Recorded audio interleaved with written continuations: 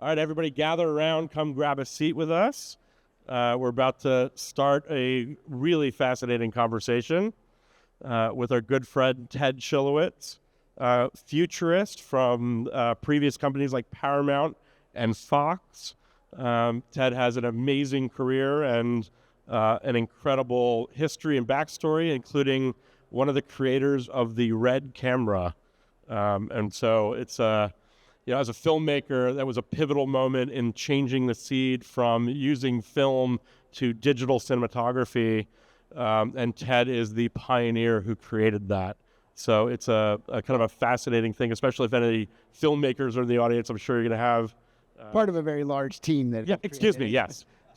I didn't do it all myself. Yes. It's just the first one in. I'm guided along. I'm doing the circus barker routine so I can get people in. So I got to do the P.T. Barnum version of your story. All right. So I'm gonna just start with a small piece.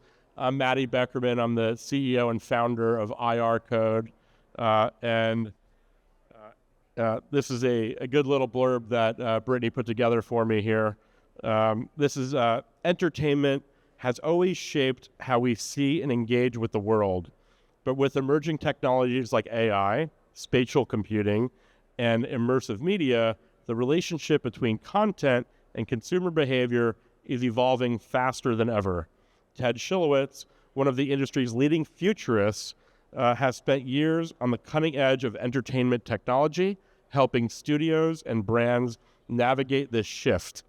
In this conversation, we're going to explore where entertainment is headed, but also how these innovations will fundamentally change the way people experience storytelling in everyday life. Yes, I agree with all that. So Ted, why don't, rather than in my words, why don't you, in your words, give just a quick history of your accolades? Oh, please. I had sort of three distinct kind of careers in my life. One, 25 years doing mostly children's television in this wacky place called Central Florida. And then migrated into the technology world, did a couple of interesting startups, worked a lot with Apple on the beginnings of desktop video, then worked at a startup with hard drive storage, and then, as you noted, helped bring to life this thing called the Red camera, which started this revolution in digital imagery at cinema scale and a cinema quality. So, and then for the last about 15 years, after retiring from the camera world, some friends of mine were like, come help us figure out the future of entertainment. And I'm like, well, that's not a real job. What do you want me to do? They're like, you'll just figure it out. We like you. Come hang around. And it became sort of a thing where I became sort of the chief explorer, really. Futurist is just this title that was thrust upon me because it was fun, title. Interesting. But you explore new things in new ways. You meet a lot of new people. You connect with a lot of things. And then ultimately you do a lot of presentations and speeches all around the world, sort of evangelizing these ideas and concepts and things where you have to have an open mind to sort of look at things and approach things in interesting ways. So how you and I met is actually through our mutual friend there, Scott, who connected us at a conference we were both talking at. And he says, there's one person at this conference you have to meet who's doing something really interesting and potentially revolutionary around what our media sphere has become. And Scott knows better than anybody what it's become because he was one of the guys that conceptualized and put together the beginnings of the blockchain. So we met and we talked and we liked each other. And I actually kind of came up with a couple of inspirational sort of ideas right away. Like, those are really good ideas. Which leads us to me being an advisor to your company and being very interested in where you're headed and why you're headed. And I'll give you a little point of reference and then you can riff on this. So as we're talking, there's all this sort of media playing behind us, right? And one of the sort of pillars of one of the talks that I give is all about the fact that almost every human day-to-day activity that we have done in some other way has turned into some version of television now. So we shop on television, which is Amazon, right? It's become a multi-trillion-dollar entity because they figured out a way to harness that visual tool set of this little pocket television in your pocket, your mobile phone or your laptop or your tablet, right? Or your desktop computer. We gossip on television, and that's Facebook and Twitter and X and everything else, right? We do essentially all the things that we used to do somewhat physically, like email. We do that just on a television screen now, right? So one of the big challenges and holdouts in this sort of media-rich landscape where everything sits on some sort of televised screen is this archaic use of this ugly, awful QR code Yes. that tries to link us back to television, right? Because television has become the most evolved sort of use case for all this. So when you said, well, I've kind of figured out this way to do this without the ugly QR code and without that step and without that layer, it was immediately kind of locked in my head as that's the right approach. And because everything is a visual moment that you can connect to some smart code underneath, you suddenly have a media enterprise and a media device that can link to everything in a much, much better way. And that's a bit of a futurist sort of look that you saw as you were developing this early on. We acquired certain technologies that allowed you to do it, worked with a bunch of really smart developers that allowed it to come to fruition, and it was magic. And now you're showing it off. You did this kind of underground thing at the Super Bowl. You proved that you could do it live, where you just hold up the phone to anything as you're watching the game, and it will give you the shoppable moments. It'll give you the relevant links. It's pretty great. Thank you. That was, so rather than me talking about myself, I'd rather talk about you. Thank you. What you're doing. You're turning it It's around great. on me. I appreciate it. Well, actually, so IRCODE, when I showed this to Ted for the first time of what we were able to do with it, you came back with a really fun use case, which is you said everybody's at these conferences and they're all, changing information and contact information. What if you could do that with an object you scan? You don't have to scan a QR code. So he said, I have this rock in my pocket. And he pulled it out and he put his contact info into that rock. So now if you scan the rock, you literally can pull up his contact card and save it. And all the relevant links and things that were on the Yes. web and stuff. And it was just like a little kind of polished rock that one of my kids gave me, and I had it in my pocket. And I was like, you know what?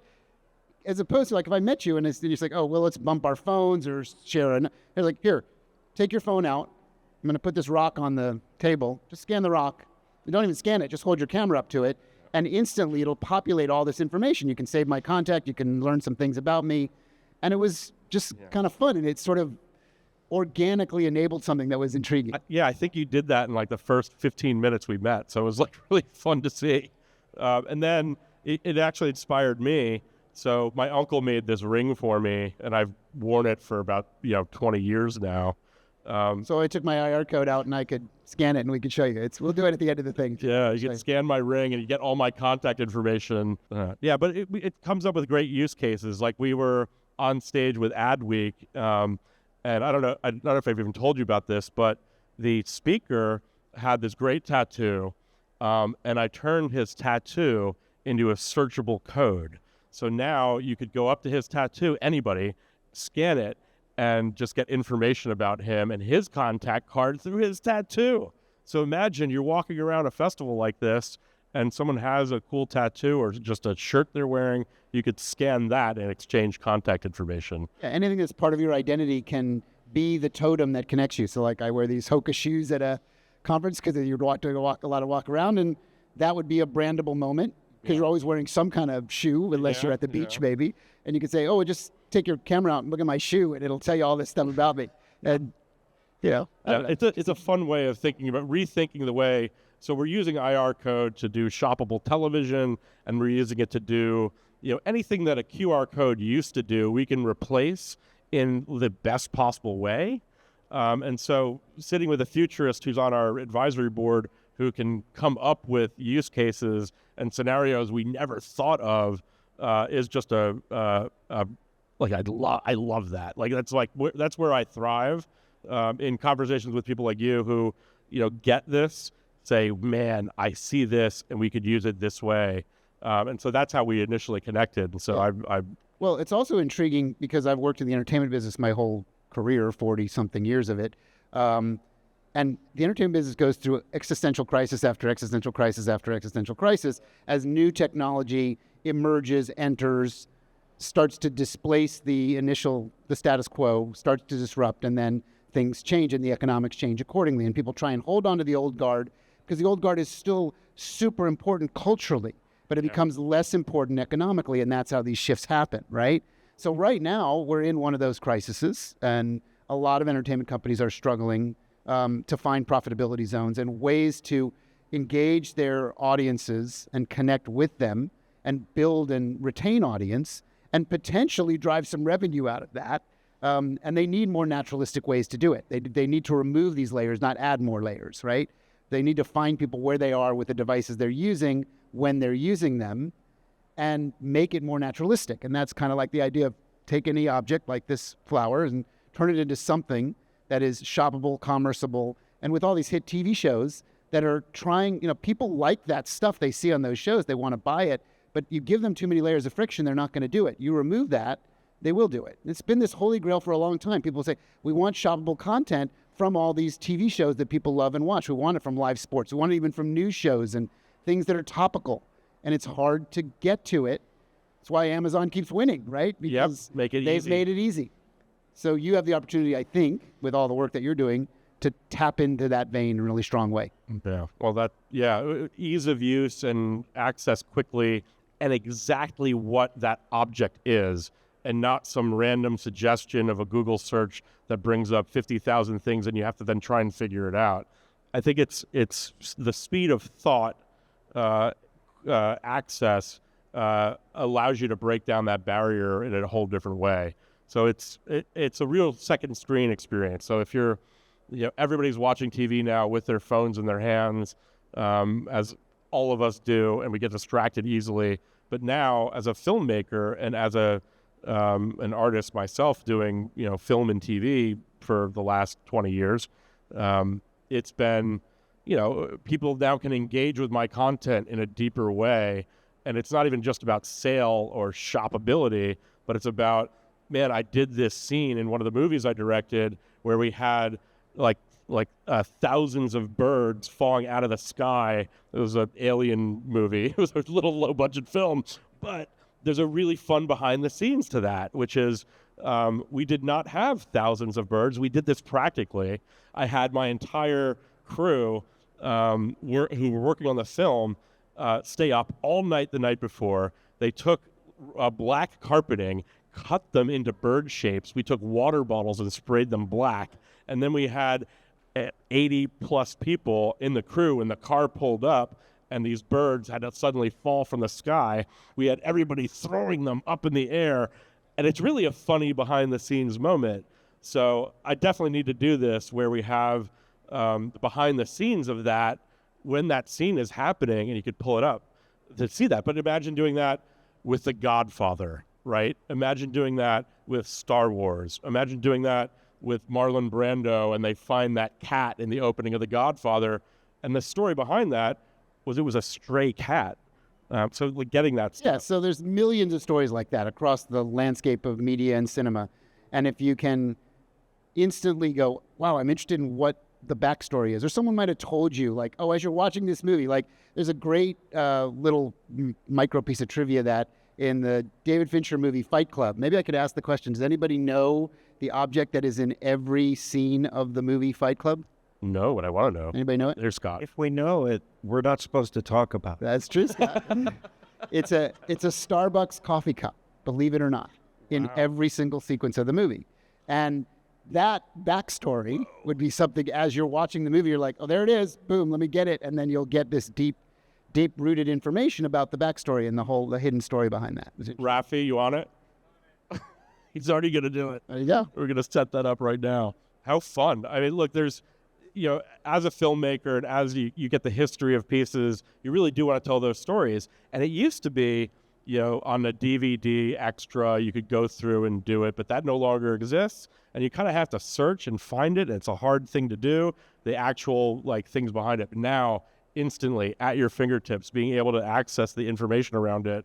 So this is a tool for filmmakers and a tool for, television to both monetize the content. And there's another thing we did with some movies that I've made, which is we would go to brands and they would break down our script ahead of time and say, in this scene, we could use this brand of beer. In this scene, we can add, this car. And then we would go to those brands and try and get branding and placement in order to finance our independent films, because it's very hard to find equity and money to produce independent movies.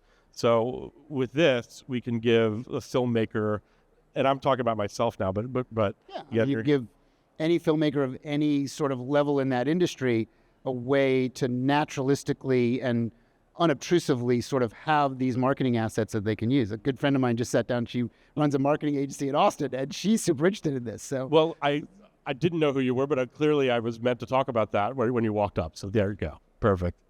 Time to, what was it? We didn't plan it. I did She not just happened plan to show that. up, and there she is. I'm like, oh, well, she knows all about this because she's connecting two brands to find their relevant touch points. Yeah. And, you know, as we are in this sort of distractible world of how we hold this little mirror image up to ourselves, this little micro TV, the ways that can be more sensible when they're not so sensible now makes a lot of sense, which kind of leads us to this, like, parts of my career are a lot in immersion, right, in wearables. And I think you guys will be a core component of that wearable technology because all of these devices have cameras. It's part of their technology, how they work. Yeah. And they've mostly been audio driven now, the small, you know, form factor ones that make sense, like the Ray-Ban, the Meta Ray-Ban glasses and stuff. But eventually they'll have a visual component to them. They do. They're starting to. I mean, we're already a developer for the Snapchat spectacles. Right. Which I've used a couple times. They're really interesting. They're cool. Yeah. They're really cool. And it's going to get better and better with time. So I think we'll be a part of that wearables revolution. And I think that's where everything is going eventually. It's still a little kitschy and it's still a little tough to do on a day-to-day basis. But with our tech, with the wearables, you can literally walk through a museum and look at each piece of artwork and the information will pop out. And we're also a developer for Apple Vision Pro and spectacles, and we're doing some cool things for those. Yeah, and all these devices have an interesting trajectory, an interesting arc, right? And we can connect this to an understanding because a lot of people sort of have this wonderment of when is all this stuff that people have been talking about and investing hundreds of billions of dollars across this sector going to sort of hit a fruition point. And you can actually go back and study this sort of 40, 50-year curve of technology that got us to this pocket computer, this pocket robot that we keep in our pockets all the time. And it takes a long time to find these moments where humanity connects to technology in a way that people actually want to use it and then replace the thing that they used before. So I would say we started this in the early 2000s and now we're in the mid 2020s, right? We're still 15, 20 years away. So these bets that these people are putting on, they take these little chips away at this idea of where do we move our technology to next? And eventually we're going to move it up into our eyes because that's kind of logically where it moves. The ultimate proof point is we figured out how to do that with our ears, right? Because a lot of you have Apple AirPods and use them. And that's a massive industry for Apple. I think if you separated it from Apple's multi-trillion-dollar valuation and just took the AirPods Or the Beats business and their audio business, the wearable audio business, it would be like over a $500 billion business just on its own. Yeah, just on its own. And they bought Beats specifically for that, like, you know, audio use side. Well, we get the futurist prediction from you. So where do you think the actual wearables will be pervasive and with us? I mean, I feel like it's starting, but it's like this leap. The interesting thing that I think about, and we postulate a lot with all my sort of cohorts, is there are certain technologies that will always remain a little more exotic than mainstream. And the big unknown about anything wearable, although a lot of people, including myself mostly, predict that we will get this logic right at some point, right? But how do you move it from these exotic use cases, of which there are many, and they are a multi-billion-dollar industry around the world for all kinds of enterprise uses. We were just out up at the new Four Seasons luxury home site, and they have a massive way to sell these giant homes all in walk-around virtual reality. Because you have to see it to want to order a home. Practical use case. So they actually built a full simulation of what the home site and the recreational facilities around it will be, way better than a catalog or any kind of putting it on a traditional screen. And are they doing it with wearables? On headsets, yes. With headsets, yes. Yeah. But that's an exotic use case, right? It is. So there are many, many exotic use cases, and theme parks are sort of a good example of exotic use cases for simulation behavior. Yeah. So that's a business. Obviously, it's a very large business at a certain scale, but it's not like your smartphone scale, right? Yep. The big kind of question is everybody asks, when will it replace the smartphone? And it may never fully replace the smartphone, but if you think about, like, again, going back to the ears, how many attempts at wearable sort of Bluetooth headsets were just clunky and awful, and it was like, why do you Battery want to time. wear that? Like, Yeah. why are you wearing that, and why is it so important to have that thing in your ear? Yeah. And then here comes Apple that understands design ethos and technology, but design first, technology mirrored into that design concept, and says, if you do it like this, it will start to become fashion forward, fashion acceptable. And then you will start to move the curve from just a technology play to a use case play, to a usefulness play. So that's kind of where we see all these wearable sort of look-see. And the long bet is, as you keep chipping away at it, you will get it right. Like the Ray-Bans are a really good example of getting it Great a little example. more right. Yeah. I would not say they're mainstream yet, but they have sold in the millions and people wear them. They're just not quite as nimble as you really want, but they're really close now. So give it another few turns of the So you wheel think of progress. it's both fashion and then a real use case of like what drives it. Suddenly you can do this with it and it changes. There has to be many use cases, right? Yeah. It has to be, how do you replace this holding down, looking at your phone problem benefit with something that just makes way more sense?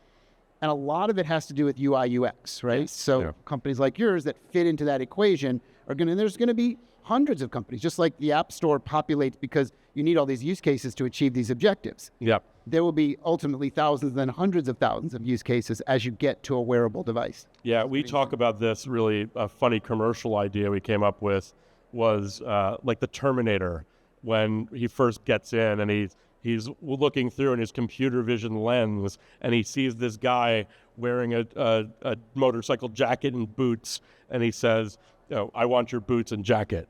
And it's all the heads-up display of seeing that. And so we've actually joked around about a woman walking through Beverly Hills using IRCODE, and she sees another woman wearing what she wants, and she says, I'd like your purse and your jacket.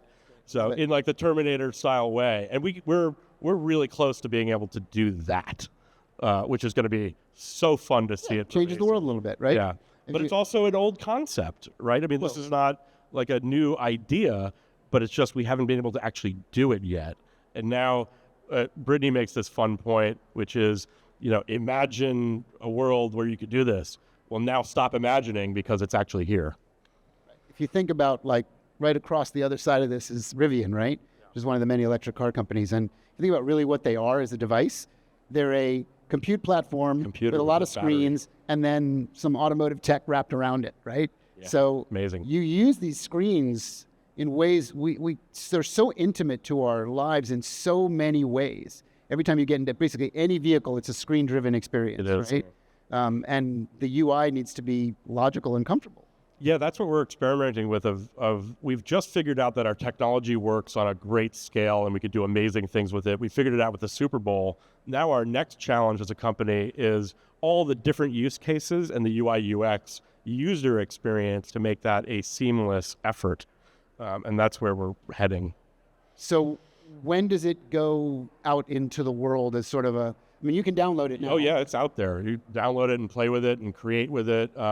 Creating an IR code is just like creating a QR code, and you could do it on your own quickly. If you walk around here, people have already done it throughout the festival, and if they haven't gotten something, you can do it yourself. And so that's where I think what we do becomes a massive scaled thing that everybody is doing.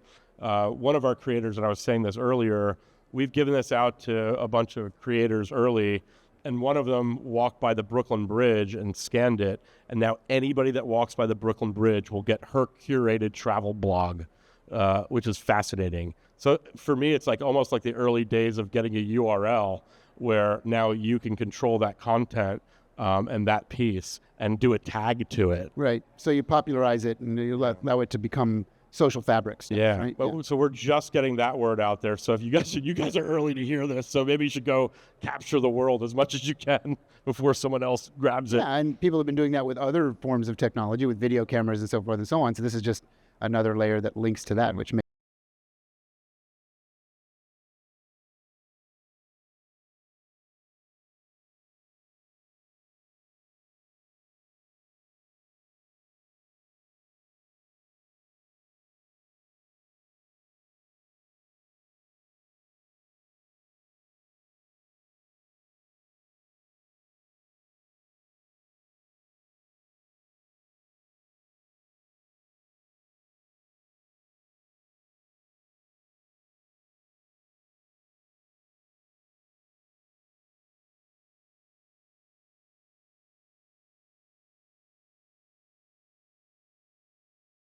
we don't even have our teams doing it. Anybody can go out there and capture things right now. And we're protecting copyright at the same time. So bigger brands that have their own copyright there, we have it's almost like somebody posts something on YouTube, we could take it down really quickly and give it to the trademarked owner. Yeah, so that drives into what Scott was talking about in the last discussion, this whole how you tap into identity protection and product identity protection, right? And marketing and materials. So every product gets sort of bastardized and attempted to be and ripped off from multiple. If it's popular enough, there's going to be lots of rip-offs of it, right? Totally. So you can identify the authentic good versus the inauthentic good. Bingo. And you can shop for the right stuff. Yeah, the actual curation. I mean, imagine you're a brand like Prada or Louis Vuitton, and there's so many knockoff brands out there. The last thing they want is their multi-billion-dollar IP that they've built throughout a century going to a knockoff site. They want to make sure that if you're scanning that bag, you're getting the actual bag and not something else. Yeah, I think that's a universal, right? Everybody wants that. So that's protecting IP. I'm happy to take some questions. I mean, if we're probably talking or running over. What's off? Yeah. Got a question, Kana? You must have something. Yeah, go for it. So there is, on average, you are exposed to 7 hours of content a day, right? And many of us don't even know because it screens, as you were saying, or everything. So you work with a lot of networks, you work with a lot of entertainment brands that are looking to kind of almost take advantage of that. What are you hearing from them right now about their biggest concerns? How are they trying to attract that or even play in the market with so many different properties coming up that are all competing for the same eyeballs? Yeah, it's a quite complex, layered question, right? That involves many stakeholders, innovators, sort of folks working in the traditional, okay, this is our machine and this is how it's running, but things are withering around on the edges and starting to wither around in the middle. And then folks that are kind of looking at new ways and new innovations to approach it. So for me, it's kind of the two sides that are the most interesting. The young innovators that are breaking new ground, being disruptive, figuring out new approaches to this. So, a good example of how that innovation works. And a lot of it is just rejiggering a little chemistry. So when you look at the success of TikTok, right? And where it came from Vine and a few other sort of things. And then there becomes a whole array of imitators of that, which is now Instagram Reels and what YouTube is doing with all their vertical video slicing and all that stuff. It's just once it moves out of this exotic mode into this mainstream touch point, that's another place to capture another 45 minutes to an hour of people's touch points. And there's all kinds of ethical challenges and so forth and so on. We haven't even mentioned the word AI yet in this discussion. And that's going to open and blossom a whole nother array and layer of various forms of content creation and attempt to attract attention, right? So it becomes an almost interminable problem for the more entrenched your media operation becomes, the less innovative it sort of becomes by nature. And the big tech companies are trying to fight against that. So you see all these innovation layers and so forth, and they often buy small companies that are doing really unique things like this. Could be a great acquisition for somebody that sort of sees it and goes, we need to drop this in. Because I've talked about Google's attempts at versions of this that have never really kind of understood beyond the technology of, look, hold your phone up, it will recognize that image. But it didn't really take it anywhere that was relevant, right? It was like, okay, well, that's a Google great. search, and then you see 1,000 other things that kind of look like it. But then they buried it in all kinds of other applications, and people were like, that kind of all got lost. You sort of take all of that core tech and make it more relevant, which I think is kind of to your point. Yeah, when you could actually curate it yourself, and this is where I want you to go, rather than a Google search of everything else out there. That's sort of the basis of it, really.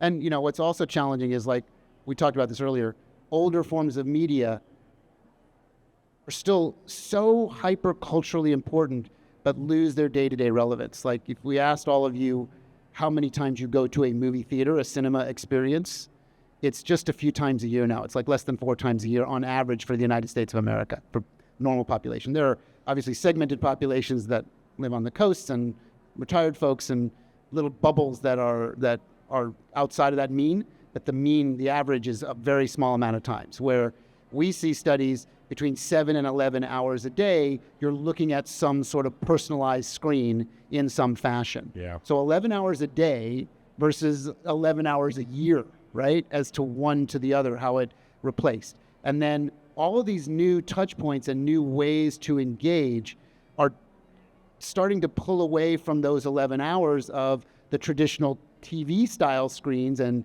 why streaming has such a difficult time monetizing is because there's also so many effects on that are much more modern and just in a much quicker curve have taken away some of that economic power. Still incredibly culturally relevant and socially relevant when you get a hit show or hit series, and this is what people talk about. And then the other thing we haven't talked about is interactive activity, right? All the gaming that was another piece of this economic pie that is now in many ways much bigger than traditional passive entertainment. So you've got all these competing elements that are working against it. You look like you got a question. Do it. No, I'm just standing here. No. So Matty or Ted, either of you or maybe both, as the world of content creation is exploding, literally we're at a point where we're approaching 1 billion content creators on Earth, right? And as parts of the world, particularly in Asia, which have populations even larger than the US, will have hundreds of millions of people in their population creating content.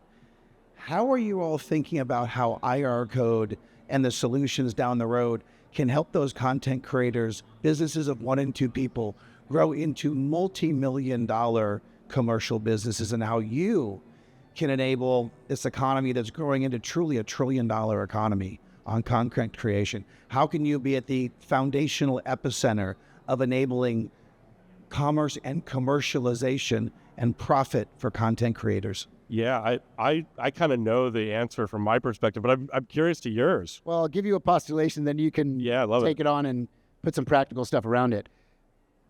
Those of us that work the entertainment business long enough understand hit strategy and hit concept, right? You have to have an audience for something to make it viable, both creatively and economically, right? But in the years past, that used to be a mass audience to consider something a hit. Nowadays, you have micro hits across all kinds of platforms and functional use cases where people can generate some sort of income from it. There's all kinds of challenges of, like, when it gets too democratic, too flat, there are tiny little spikes of people that make all of the revenue and everybody else makes almost nothing. But that's sort of always been the way of hit media, right? So now we're in the current state of hit media, and they're all looking for ways to connect whatever product they're making to some sort of valid revenue stream. Because, there's plenty of people that are just doing it on a prosumer consumer basis, and some of their stuff goes viral every now and again, but there's hundreds of millions, to your point, approaching billions of content creators that are actually looking to make a living doing this. So how do they find a touch point beyond just getting, that one rare moment where it goes viral and you can generate ads? Yeah, in our case, if you're a content creator, you're creating content for TikTok, Instagram, YouTube, your own podcasts, all those pieces. And oftentimes, it's the same piece of content on every single platform, no matter where it exists. And we're platform agnostic. If you load that same image right into our system, no matter where it exists, it's shoppable in the same exact way. And you could put your own affiliate links in and all your sales stuff in, and then tell exactly what piece of clothing you're wearing and being able to sell that exact piece. So you don't have to reformat it for every single thing you're doing. It just works based on the image itself. So that's one way. But then the monetization of, how many views you're getting, and if someone's scanning an IR code of you, and then you can almost do a sponsored piece of that where, like, I'm working with a Nike, and I've got, wearing those shoes, and the Nike, if they see you're getting enough hits on it, you can sell a sponsored post to Nike directly as a user of this across all of your platforms, not just TikTok, not just Instagram, not just Snap, on everything that you're doing. So it monetizes everything you're doing in a really relevant way.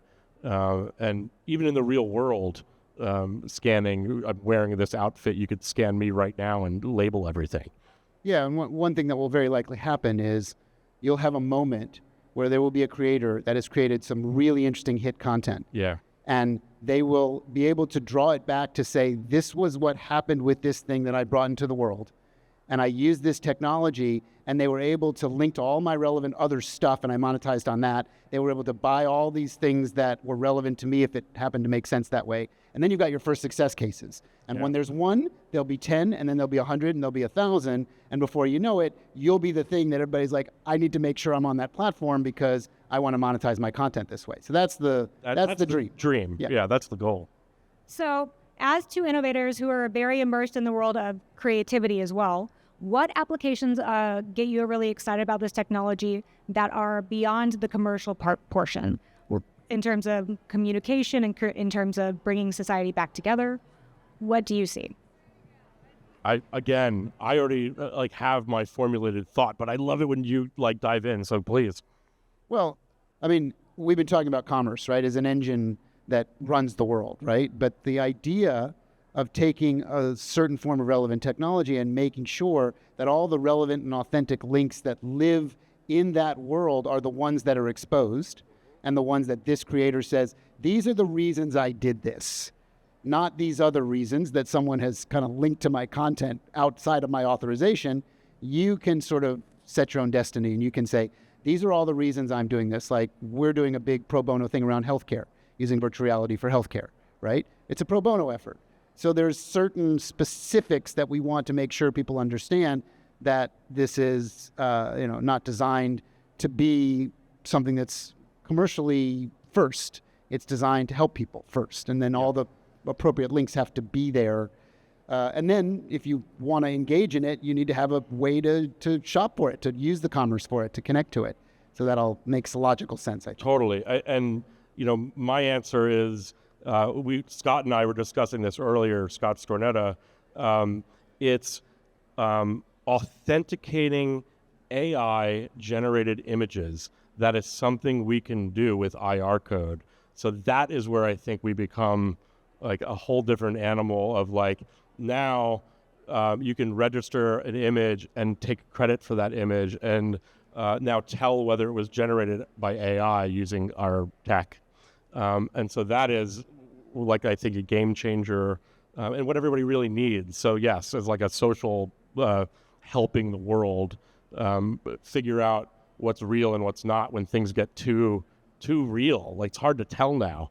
And through Scott's technology Shoremark of allowing people who've created that tech to say, I created this. It's almost like the blue check mark of images, right? Of I created this. This is my blue check mark. This is real. I didn't AI generate this, or vice versa. This was pumped out of DALL-E or pumped out of Midjourney or pumped out of Sora, and we're at an inception point with any of those places where it's ran through an IRCODE structure, and now we're a true AI authentication process. Good answer, I think, right? Somebody else? Yeah. As innovators, what ways do you want to play with It's as innovators, what way do we want to play with this technology? Well, you may have come late, but it goes back to this organic, there's so many ways to connect the physical world into the digital world, right?